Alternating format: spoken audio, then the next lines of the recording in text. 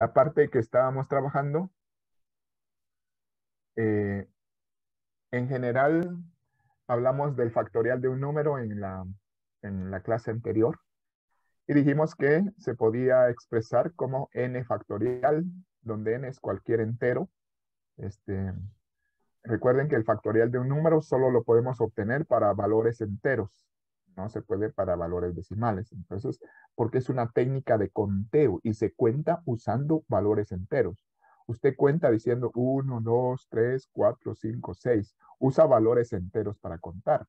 No cuenta y dice, 1, 1.2, 1.3. No, así no se cuenta. Se cuenta con valores enteros. Y tal que esta es una técnica de conteo, entonces trabaja únicamente para valores enteros. Dijimos que existía una función en la calculadora que permitía obtener directamente el factorial de un número. Dijimos que el factorial de 0 era igual a 1. Y dijimos también que no es práctico calcular el factorial de números muy grandes. ¿Por qué? Porque se hace demasiado extenso el número, que se hace incomprensible. Bueno, sería la primera técnica de conteo. La segunda, porque dijimos que íbamos a ver 4, la segunda se llama diagrama general del árbol. Se llama así porque es una técnica que permite ir ramificando las alternativas hasta formar grupos de elementos, ¿sí? Entonces, por eso se llama diagrama de árbol o diagrama general de árbol. Esa es una técnica que nos permite identificar diferentes combinaciones que pueden formarse de los grupos de interés. ¿Ah? Entonces, el tema del diagrama del árbol lo vamos a aclarar más directamente como un ejemplo.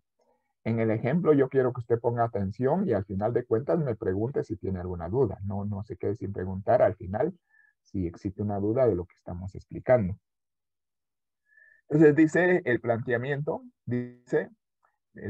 del ejemplo, se tienen 4 estudiantes. Los vamos a identificar únicamente como A, B, C y D para no darle nombres y que pudieran haber coincidencias. Entonces, solo va a ser un estudiante que lo identificamos como el estudiante A, el estudiante B, el estudiante C y el estudiante D, para diferenciar a estos 4 estudiantes. Y con esos 4 estudiantes se va a formar una directiva que va a estar conformada por un presidente, un vicepresidente, un secretario y un tesorero. Y la pregunta es de cuántas formas diferentes puede formarse el grupo. Pero más de cuántas formas diferentes, cuáles son las formas en que puede eh, generarse estos grupos, ¿verdad? Porque hay 4 personas y hay 4 puestos. Te podría decir, puede ser que A sea presidente, B vicepresidente, C secretario y D tesorero. Y luego dice, puede ser que B sea presidente, pero hay otra serie de opciones de A. Por ejemplo, que A sea presidente, que C sea vicepresidente, que B sea secretario, que D sea tesorero, siempre manteniendo A como presidente. O que A sea presidente, que D sea vicepresidente, que C sea secretario y que B sea tesorero. Hay un montón de formas posibles. Y luego cuando entra a batear B, que B queda como presidente, podría ser que A sea vice, C tesorero y D secretario. Que B sea presidente, D sea vicepresidente. Y entonces le es difícil eh, determinar todas las formas posibles que existen de hacer la combinación de esas personas para formar esos grupos de directiva. Entonces, para eso nos puede ayudar el diagrama de árbol, para que nosotros logremos identificar esas formas posibles que hay de agrupar a los elementos, ¿verdad? Para eso sirve esta situación. Entonces, en nuestro ejemplo, como voy a pasar a la siguiente diapositiva, tome muy en cuenta que son 4 estudiantes, que esos 4 estudiantes los llamamos solamente como el A, el B, el C y el D. Y que esos 4 van a formar una directiva que está integrada por un presidente, un vicepresidente, un secretario y un tesorero. Entonces vamos a ver cómo se hacen los ordenamientos. Bueno, hacemos una especie de diagrama en la que vamos a poner aquí los 4 puestos en esta como primera columna, digámoslo así, aunque no va a ser una tabla particularmente, sino un diagrama. Se llama diagrama de árbol. Entonces ponemos, repito, la primera columna que integra al presidente. Luego, el vicepresidente, qué posibilidades hay para el vicepresidente, qué posibilidades hay para el secretario y qué posibilidades hay para el tesorero. Esos son los 4 puestos que van a definir la directiva. Entonces empezamos por lo siguiente. Puede ser que A sea presidente, o puede ser que B sea presidente, o puede ser que C, o puede ser que D, cualquiera de los 4. Entonces ponemos para presidente, los 4 tienen la opción de ser. Los ponemos algo alejados porque aquí se van a ramificar las opciones, entonces esto se va a ir abriendo conforme vayamos agregando el resto de las posiciones. Entonces, repito, entienda esto. Para presidente, como no hay ninguna restricción previa, pues para presidente puede ser que sea A, puede ser que sea B, puede ser que sea C, puede ser que sea D. Los ponemos a los 4. Va. Ahora miremos qué sucede en cada uno de los 4 casos. ¿Cuántos casos tenemos ahí? Hay 4 casos y vamos a ver qué sucede en cada uno de ellos. Por ejemplo, si A fuera presidente, le voy a preguntar aquí vamos a empezar con Fernando Álvarez. Fernando Álvarez, si A fuera presidente, ¿quiénes podrían ser vicepresidentes?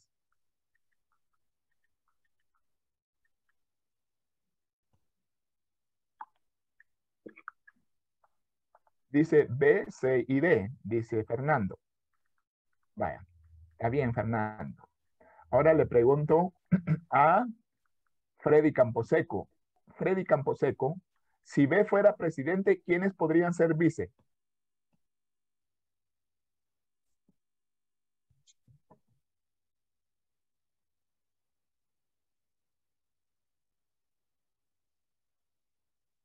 Ninguno tiene micrófono. Les veo ahí el micrófono, pero como que no sirven los micrófonos. Freddy dice que el vicepresidente podría ser A, C o D. Voy a detenerme hasta que alguien me conteste de viva voz. Gerardo Chután, espero que usted sí tenga micrófono, Gerardo. Si C fuera presidente, ¿quién podría ser vicepresidente? ¿Quiénes podrían ser vicepresidente? A, B y D. Correcto. Entonces vamos entendiendo la lógica, ¿verdad? Es una lógica muy simple, pero hay que plantearla aquí para que uno encuentre todos los casos posibles. Entonces, para cada una de estas 4 opciones de presidente, nosotros tendríamos las siguientes opciones de vicepresidente. ¿Ah? Si A fuera presidente, entonces vice podría ser B, C o D. En cambio, si B fuera presidente, vice podría ser A, C y D, porque ya está el D ocupando la presidencia. Si C ocupa la presidencia, entonces los vice podrían ser A, B o D. Y así sucesivamente para cada caso. Ven cómo la opción se va ramificando, por eso se llama diagrama de árbol.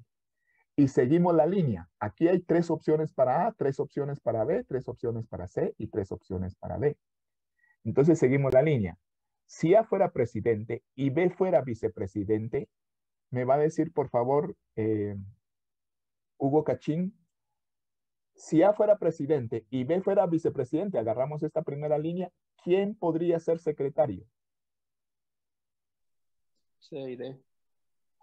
Podría ser secretario C o D, cualquiera de ambos, ¿verdad? Ajá. Está bien, muchas gracias. Es buena su respuesta. Entonces, vamos evaluando esas opciones. Como ya usé a A para presidente y ya usé a B para vicepresidente, secretarios solo podrían ser C o D. En el caso siguiente, que A es presidente y C es vicepresidente, entonces secretario podría ser B y D. Y así uno va haciendo cada uno de los casos. De manera que cuando ramifico para secretario, yo tengo lo siguiente. Voy a tomar unos 3 casos de ejemplo nada más. Aquí A es presidente, B es vicepresidente. Ya están ocupados estas 2 personas. Entonces, secretario puede ser C y D. Haremos otro caso por aquí. C es presidente y B es vicepresidente. ¿Quiénes quedan como posibilidades para secretario? A y D. ¿Sí? ¿Ven cómo lo hacemos sistemáticamente? Vamos abriendo la ramificación para establecer cada uno de las posiciones que va a conformar este grupo. Entonces, esta ya sería la tercera posición. Ya tenemos la posición de presidente, vicepresidente y secretario. Y así seguimos agarrando cada línea. Por ejemplo, yo, en el caso que estuviera haciendo en este momento el diagrama, yo digo, si A es presidente, B es vicepresidente y C es secretario, ¿qué queda para tesorero nada más? D, ¿verdad? En cambio, si agarro la segunda línea, A presidente, B vicepresidente y D secretario, ¿qué quedaría para tesorero? C, ¿verdad? Pues esa es la forma de ir generando ese diagrama de árbol. ¿Ah? Y al final yo tengo, si ustedes se dan cuenta, tengo 24 posibilidades diferentes. Con esas 4 personas tengo 24 posibilidades diferentes para formar esos grupos. Para dejarlo claro, yo voy a agarrar cada línea y voy a poner cómo se conforma el grupo en cada una de las 24 posibilidades. ¿Verdad? Entonces, el grupo quedaría conformado de esta manera. En el primer caso, A, B, C y D, de acuerdo a las posiciones, presidente, vicepresidente, secretario y tesorero. En el segundo caso, A, B, D y C. Fíjese cómo voy agarrando la línea. A, B, D y C. En el siguiente caso sería A, C, B y D. En el otro, A, C, D, D, B. ¿Ah? En el siguiente, A, D, B, C. Y en el siguiente, A, D, C, B. Y así usted construye los casos. En este caso son 24, en este ejemplo son 24, si usted quiere los cuenta, son 24 casos. ¿Sí? Y tiene ya claramente establecidos cuáles son estos casos. No solo se da cuenta que son 24, sino ya tiene enumerados los 24 casos, la forma como queda conformada la directiva. No hay ninguna otra forma diferente a estas que están aquí. Si usted se pone a buscar otra combinación que no esté ahí, no existe otra combinación porque el diagrama de árbol me garantizó que yo incluyera todas las posibles formas de agrupar esta directiva. Y a eso se le llama diagrama general del árbol. Ahora sí, preguntas, si alguien tuviera.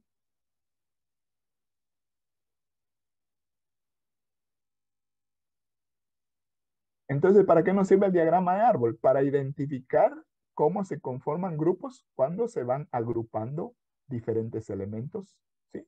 Y cuáles son esos grupos que se pueden conformar. Si yo lo hubiera hecho a mano, probablemente se me hubiera escapado alguna de las opciones.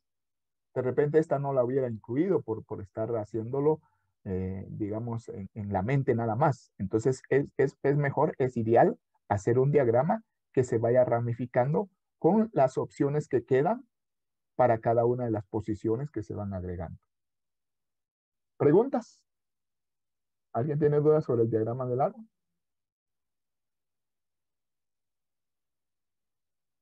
No, pues entonces yo entiendo que es bastante sencillo y es bastante útil el diagrama de árbol. Tomen ahí nota. En algún momento yo le voy a decir en un examen corto, mire, haga un diagrama de árbol y le voy a poner 5 elementos y en 10 minutos yo quiero que usted me tenga hecho el diagrama de árbol completo. ¿Cuáles son las opciones? ¿Cuántas opciones? Y cuáles son las opciones de combinar cada elemento en diferente posición. Bueno, entonces ya si ya tomó nota, esa es la segunda técnica de conteo. ¿Cuántas nos faltan? Nos faltan otras 2. Veámoslas entonces. La tercera técnica de conteo se llama combinaciones. Ahí esa sí nos va a servir todavía más. Las 4 nos sirven en estadística, nos sirven los factoriales, nos sirve el diagrama de árbol, pero nos sirve mucho más las combinaciones y la técnica siguiente que vamos a ver después de esta. Entonces, describamos qué es combinación y después voy a tratar de explicarlo. Ojalá que puedan entender. Las combinaciones son arreglos de objetos sin importar el orden. Mire que estoy subrayando esa palabra. Son combinaciones, son arreglos en donde se juntan varios elementos, pero no importa el orden porque lo que importa es qué elementos integran el grupo.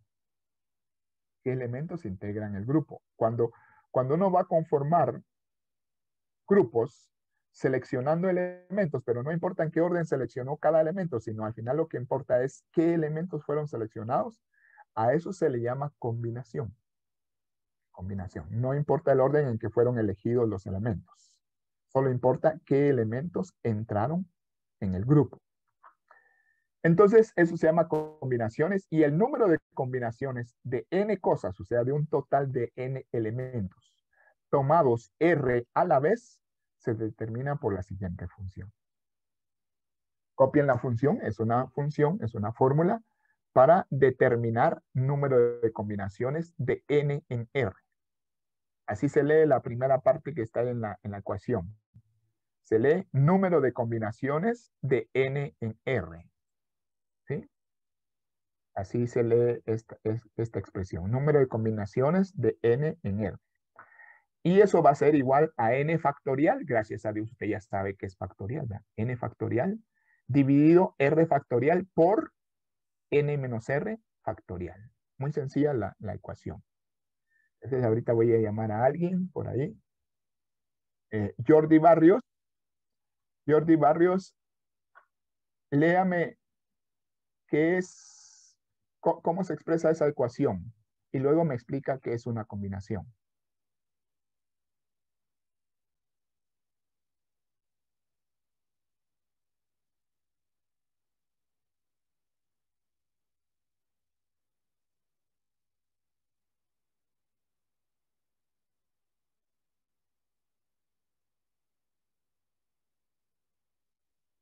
No, no, no, no, no. No, no, no. Vamos despacio, vamos otra vez. Le doy una segunda oportunidad.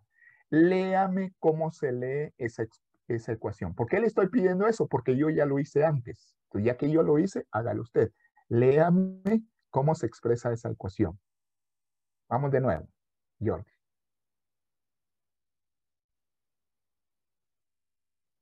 Jordi.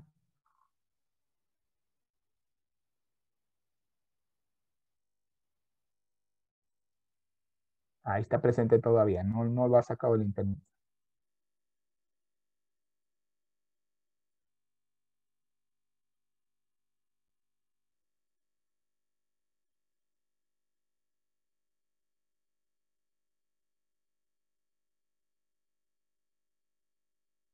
Es casi poquito. Es decir, para no hacerlo muy largo, para no hacer muy larga la lectura, decimos n combinaciones de R, que es precisamente eso, el número de combinaciones de n en R, pero n combinaciones de R, así se lee, n combinaciones de R es igual a n factorial dividido R factorial porque aquí está multiplicando, n menos R factorial. Ahora dígame, Juan Casiá, explíqueme para usted qué es una combinación en este contexto de estadística.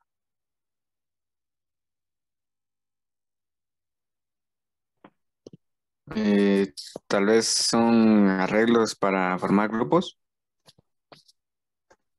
Ajá, siga.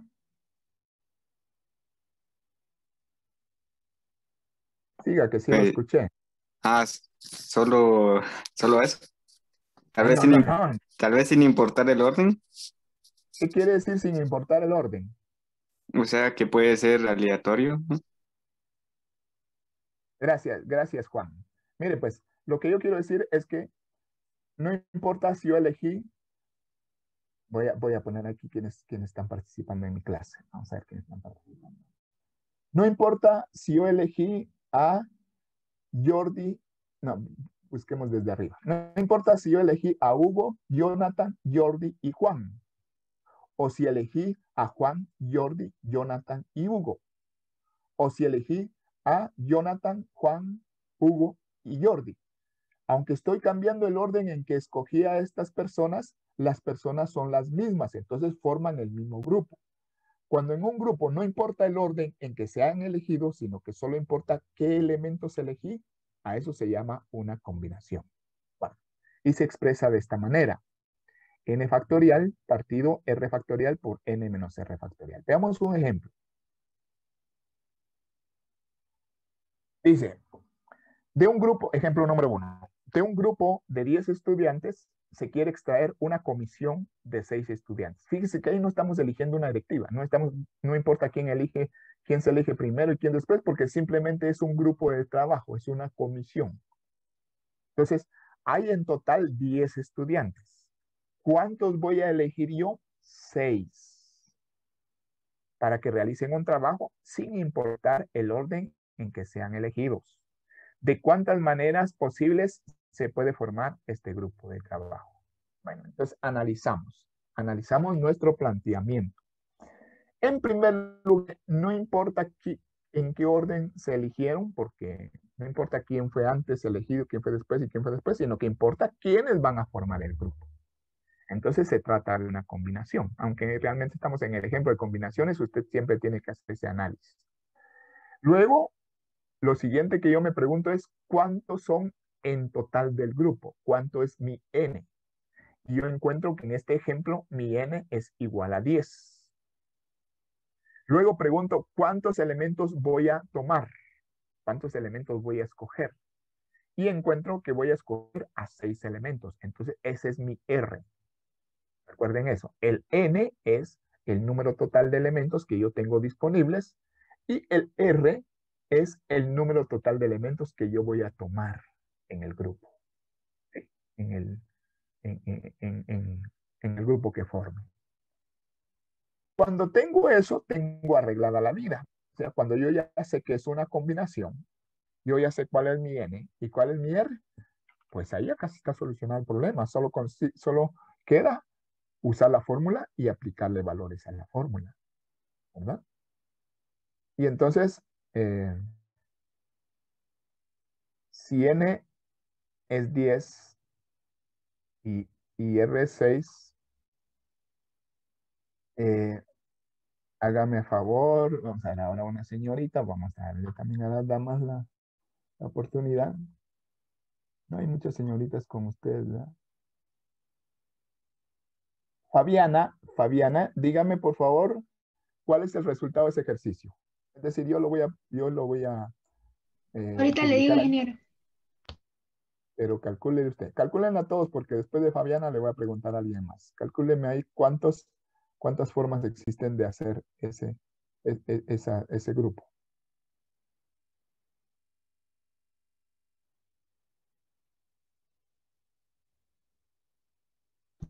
No sé si está bien, ingeniero, pero me da 210. Gracias, Fabiana. Vamos a ver qué dice por aquí. Alguien me está contestando. Fernando dice.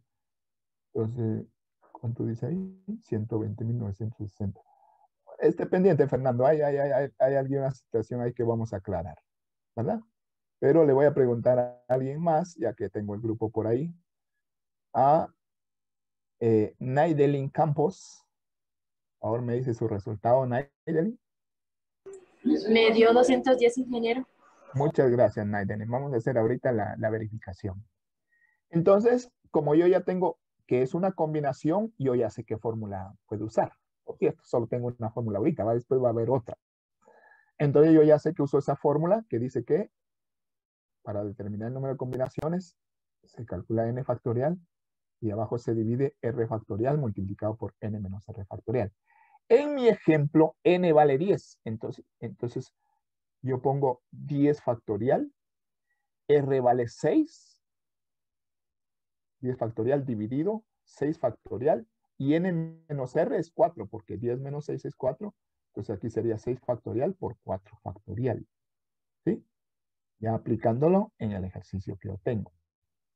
Entonces digo esto, el número de combinaciones de 10 en 6, así se lee, número de combinaciones de 10 en 6 es 10 factorial dividido 6 factorial, este 6 de abajo está multiplicando a 4 factorial, que es el resultado de decir 10 menos 6, ¿verdad? 10 menos 6 es 4, y a ese 4 le calculamos el factorial.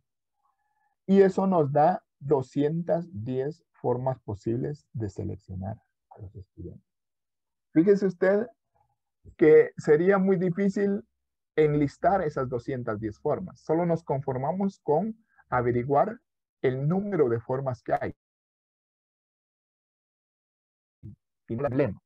Pero sí yo sé que hay 210 formas. ¿Por qué? Porque podría elegir uno, el otro no, el otro sí, en otra forma estos dos sí, aquel no, y se dan un montón de combinaciones.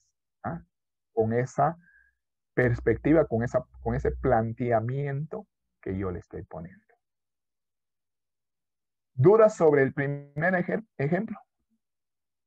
Si hay alguna duda, levanta la mano, o si no tiene mano, entonces simplemente pregunta.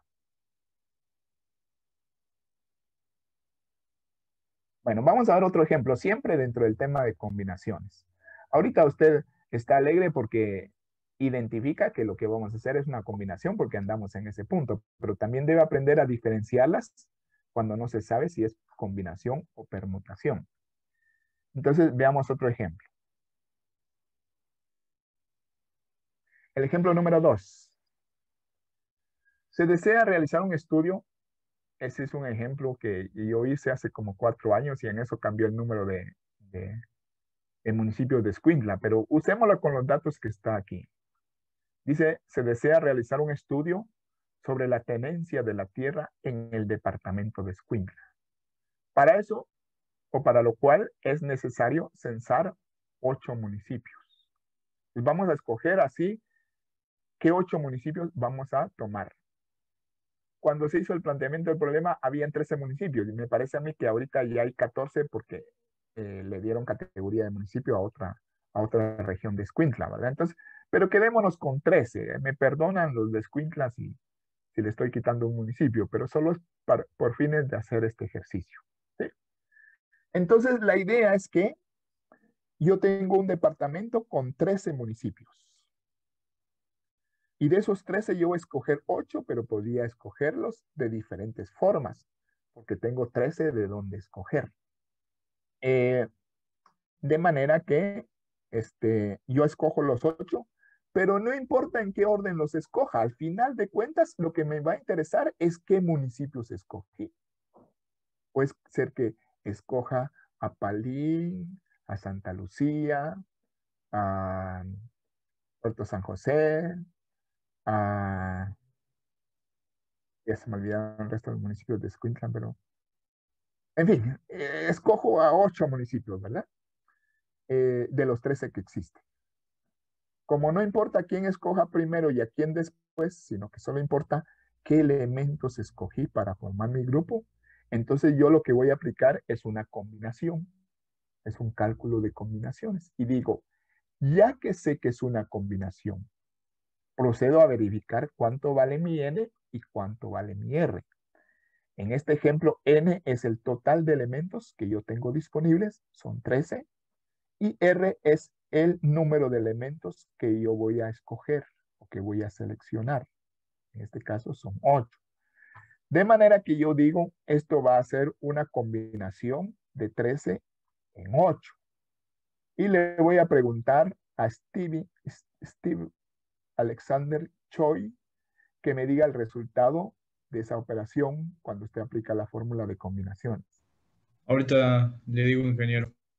Hágalo, por favor.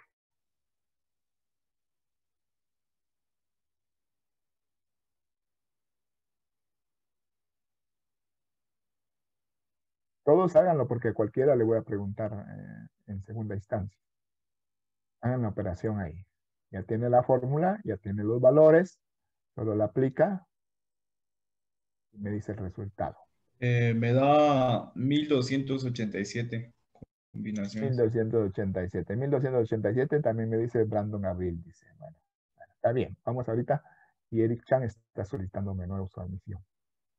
Vamos a ver cómo va el asunto. No es muy complicado. Una vez que usted identifica que es combinación, aplica la fórmula. Y dice, en este caso sería el número de combinaciones de 13 en 8. Quiere decir que de 13 elementos voy a seleccionar 8.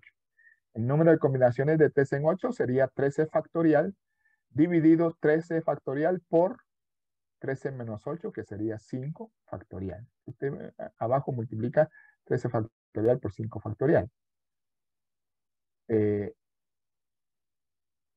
Ahí está malo, ahí está malo. ¿Alguien me dice qué error está ahí? Por eso me quedé pensando. ¿Qué error existe ahí? Vamos a darle, vamos a... ¿Ah? En vez de Error. 13 debería ser 8. 8 Y el Correcto. Sí, 3 factorial. no lo hice a propósito, pero es decir, en lugar de 13 debe ser 8. Y es bueno que haya sucedido eso para que estén atentos. Aquí afuera es 8, mire, porque lo que dice la fórmula es R factorial y R vale 8, no vale 13. Entonces aquí hagamos esa corrección, ¿verdad? No lo puse a propósito, pero ahorita que estaba haciendo la verificación me di cuenta del error, ¿verdad? Entonces aquí debe ser 8 que multiplica. Si no, saldría más grande lo de abajo que lo de arriba. Y si ahí saldría un decimal y no deben de salir decimales. ¿Ah? Si ponemos aquí este 13, entonces el denominador sería, el producto de este denominador sería más grande que el numerador y ahí tendríamos problema. Entonces aquí es 8 factorial y aquí es 5 factorial.